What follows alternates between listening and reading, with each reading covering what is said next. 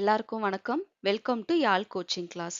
UGC NET December 2025க்கான notification release பண்ணிட்டாங்க. அதை பற்றின டீட்டெயில்ஸ் தான் நம்ம இந்த வீடியோவில் பார்க்க போகிறோம். ஸோ யூசிஜி நெட் அப்படிங்கிறது ஒரு நேஷனல் எலிஜிபிலிட்டி டெஸ்ட். நீங்கள் அசிஸ்டன்ட் ப்ரொஃபஸராக ஒர்க் பண்ணணும் அப்படின்னா நீங்கள் இந்த டெஸ்ட்டை கம்பல்சரி எழுதி தான் ஆகணும். இந்த டெஸ்ட்டில் 3 கேட்டகரிஸ் இருக்குது. அதாவது மார்க்ஸ் வச்சு 3 கேட்டகரிஸாக டிவைட் பண்ணுவாங்க. ஸோ ஃபர்ஸ்ட் மார்க்ஸ் எடுத்தவங்க வந்து ஜேஆர்எஃப் ஸ்காலர்ஷிப் கொடுக்கப்படும். அதுக்கு கீழே இருக்கிறவங்க வந்து eligible to assistant professor only. அதுக்கும் கீழே வந்து அட்மிஷன் டு பிஹெச்டி ஒன்லி அப்படின்னு வந்து 3 கேட்டகரிஸாக இருக்குது. ஸோ இப்போ யாரெல்லாம் வந்து ஜேஆர்எஃப் அப்ளை பண்ணலாம் அப்படின்னா, நான் வந்து ஒரு பெரிய காலேஜஸில் இல்லை யூனிவர்சிட்டிஸில் நான் வந்து பிஹெச்டி படிக்கணும், ஸ்காலர்ஷிப்போட படிக்கணும் அப்படின்னா நீங்கள் ஜேஆர்எஃப் அப்ளை பண்ணலாம். இல்ல நான் வந்து அசிஸ்டன்ட் ப்ரொஃபஸரா ஒர்க் பண்றேன். ஸோ அதுக்கு குவாலிஃபை ஆகறதுக்காக எனக்கு எக்ஸாம் எழுதினா போதும் அப்படின்னா நீங்க செகண்ட் கேட்டகரி செலக்ட் பண்ணிக்கலாம். தேர்ட் கேட்டகரி வந்து நீங்க இப்பதான் பிஜி முடிச்சிருக்கீங்க. நான் வந்து பிஹெச்டி மட்டும் படிச்சா போதும். நான் அதுதான் படிக்க போறேன் அப்படின்னா நீங்க அதை வந்து தேர்ட் கேட்டகரியை நீங்க செலக்ட் பண்ணலாம். அட்மிஷன் டு பிஹெச்டி ஒன்லி அப்படின்னு. இப்போ நீங்க அப்ளிகேஷன் ஃபார்ம் பார்த்தீங்கன்னா ரெண்டு கேட்டகரிஸ் தான் இருக்கும். JRF and assistant professor only அப்படின்னு 2 கேட்டகரிஸ் தான் இருக்கும். நீங்க வாங்குற மார்க்ஸை பொறுத்து அட்மிஷன் டு பிஹெச்டி வந்து கிடைக்கும். அதாவது நீங்க அப்ளை பண்ணிருக்க மாட்டீங்க admission to PhD only. But உங்க மார்க்ஸ் வந்து அந்த கட் ஆஃப் குள்ள ஃபால் ஆச்சு அப்படின்னா நீங்க வந்து அட்மிஷன் டு பிஹெச்டி ஒன்லி அந்த கேட்டகரியில மட்டும்தான் வருவீங்க. ஸோ நீங்கள் வந்து இப்போ நான் ஜேஆர்எஃப் செலக்ட் பண்ணுமா இல்லை அசிஸ்டன்ட் ப்ரொஃபஸர் செலக்ட் பண்ணுமா? சப்போஸ் ஜேஆர்எஃப் செலக்ட் பண்ணிட்டு நான் பாஸ் ஆகலை, அந்த கட் ஆஃப் வரலை அப்படின்னா நான் அசிஸ்டன்ட் ப்ரொஃபஸருக்கு எலிஜிபிளாக இருப்பேனா அப்படின்னு கேட்டிங்கன்னா கண்டிப்பாக இருப்பீங்க.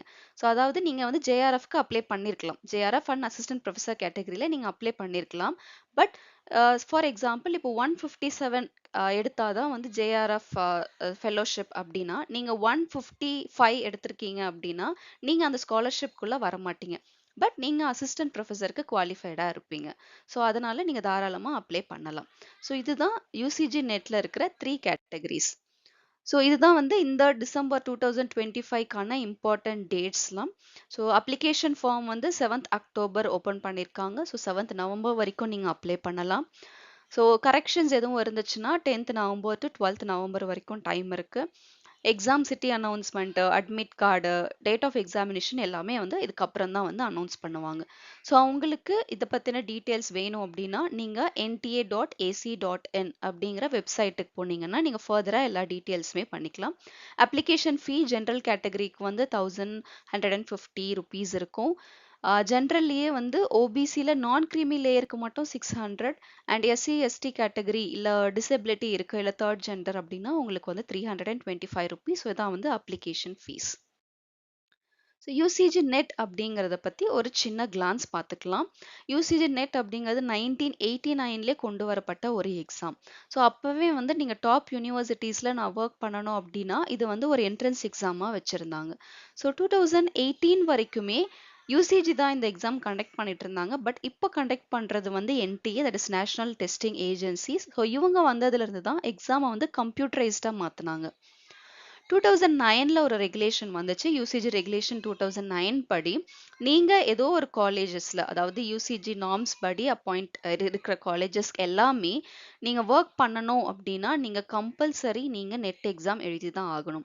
ஸோ அதுக்கு முன்னாடி வரைக்குமே எக்ஸாம்ஸ் இருந்துச்சு. பட் வந்து மேண்டேட்ரி கிடையாது. 2009ல் கவர்மெண்ட் இதை வந்து மேண்டேட்ரியாக கொண்டு வந்துட்டாங்க. ஸோ மினிமம் குவாலிஃபிகேஷன், அதாவது என்ட்ரி லெவல் மினிமம் குவாலிஃபிகேஷனுக்கு யூசிஜி நெட் வந்து கம்பல்சரி தேவை. அண்ட் 2010ல் வந்துட்டு இந்த பிஹெச்டி கேட்டகரி, அதாவது admission to PhD category only அதை வந்து ஆட் பண்ணியிருக்காங்க.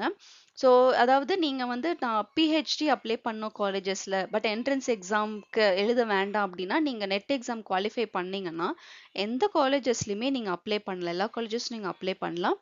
உங்களுக்கு என்ட்ரன்ஸ் எக்ஸாம் கிடையாது. அதுலேருந்து உங்களுக்கு எக்ஸாம்ஷன்ஸ் இருக்கு. And age limit and validity இருக்கா அப்படின்னு கேட்டால் இருக்கு.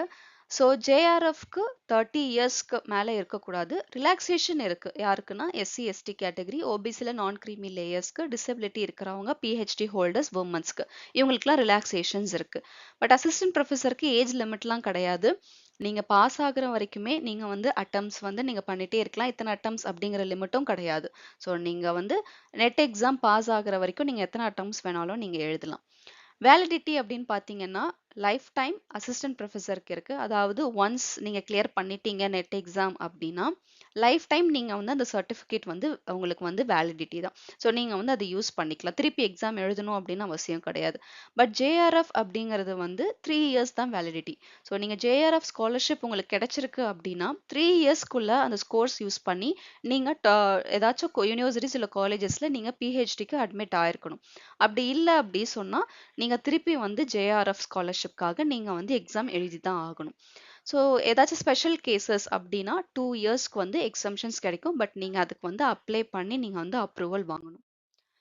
என்ட்ரன்ஸ் எக்ஸாம்ல என்ன மாதிரி பேப்பர்ஸ் இருக்கு அப்படின்னா 2 பேப்பர்ஸ் இருக்கு. ஸோ 2019ல தான் ரீசெண்டா சிலபஸ் ரிவைஸ் பண்ணியிருக்காங்க. அதுக்கப்புறம் பண்ணல. ஸோ 2 பேப்பர்ஸ்ல ஃபர்ஸ்ட் பேப்பர் வந்து general paper on teaching and research aptitude. So இது வந்து எல்லா கேண்டிடேட்ஸ்மே common irrespective of any discipline you take. So இது வந்து எல்லா கேண்டிடேட்ஸ்க்குமே காமனான பேப்பர். ஸோ என்ன மாதிரி 10 யூனிட்ஸ் இருக்கும் இதுல. என்ன மாதிரி யூனிட்ஸ் இருக்கும்னா reasoning, comprehension, communication, ICT, environment ரிலேட்டடா தான் கண்டென்ட்ஸ் வந்து இருக்கும். பேப்பர் 2ல வந்து சப்ஜெக்ட் ஸ்பெசிஃபிக் பேப்பர்.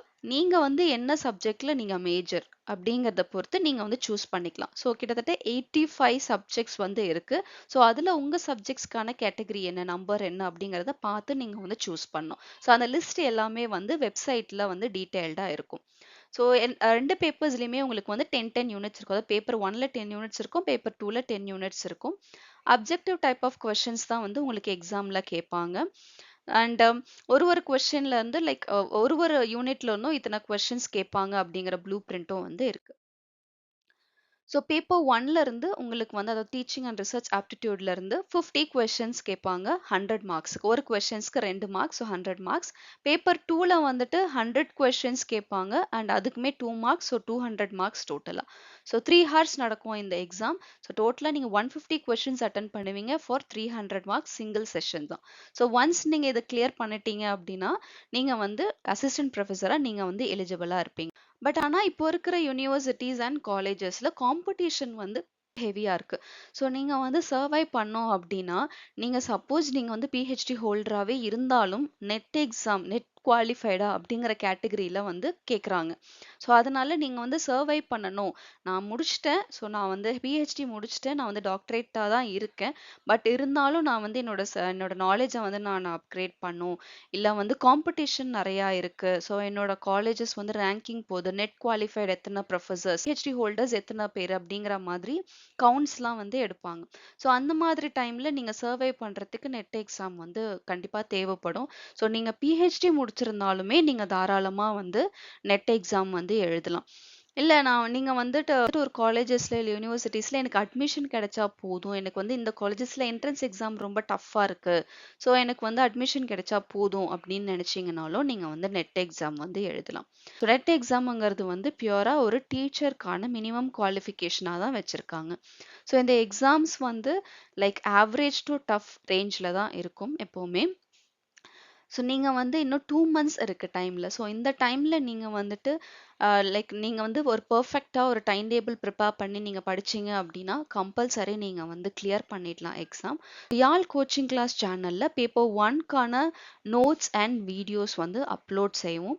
ஸோ நீங்க வந்து உங்களுக்கு நெட் ரிலேட்டட்கான நோட்ஸ் அண்ட் வீடியோஸ் வேணும் அப்படின்னா நீங்க சேனலை ஃபாலோ பண்ணுங்க. தேங்க்யூ.